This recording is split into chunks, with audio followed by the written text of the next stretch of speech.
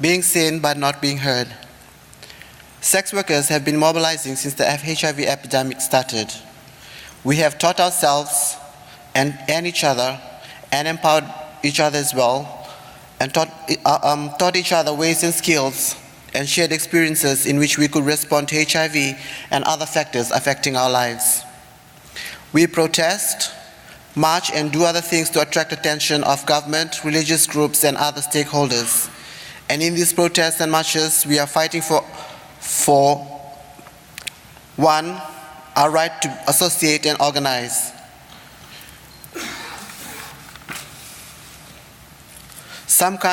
In some countries, sex workers cannot associate or organize because of the laws around sex work. Some can organize but cannot register in their country as an organization in order to apply for funding. We want to associate and organize so that we can teach each other ways and skills in which we can better our lives. Another right we are fighting for is the right to be protected by the law. Sex workers are often harassed at work for being sex workers.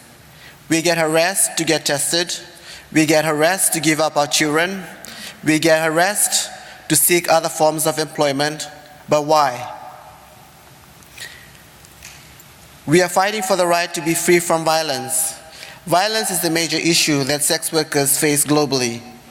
Sex workers want to live our lives free from violence of all sorts. Trans sex workers and street-based sex workers mostly face a lot of violence while working. We are also fighting for the right to be free from discrimination. Because of the nature of our work, sex workers are discriminated at all levels, and sometimes even in our own community. We are discriminated when we seek health services by the healthcare providers. We are discriminated when we seek legal services, or sometimes we do not seek legal services at all because of the fear of discrimination. We are also fighting for the right to our own health. As I mentioned before, seeking health services, we are discriminated against, or sometimes we are knocking on the doors so hard that the healthcare providers are not listening to us to address the issues that we want. Say, for instance, for trans sex workers, we want hormonal therapy and it's not available. They're not listening to us. They can see us, but they're not hearing us. We are also fighting for the right to move and migrate. Sex workers do really want to move about in our own countries and into other countries to work. We also like to move into greener pastures where the money is.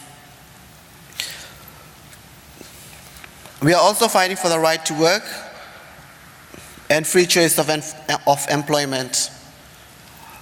Sex workers, we would like sex work to be recognized as work, as decent employment. We are knocking so hard on these doors, but it seems like our voices are falling on deaf ears.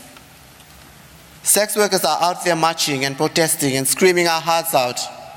We are telling or demanding governments, UN agencies, and other stakeholders on how things are best done in our own community and things in regards to our lives. But most, like I said, it seems to fall on deaf ears. But I think it's just actually ignorance. Don't you just see or look at us, hear what I'm saying, and work with me to take action to make our lives better. Thank you.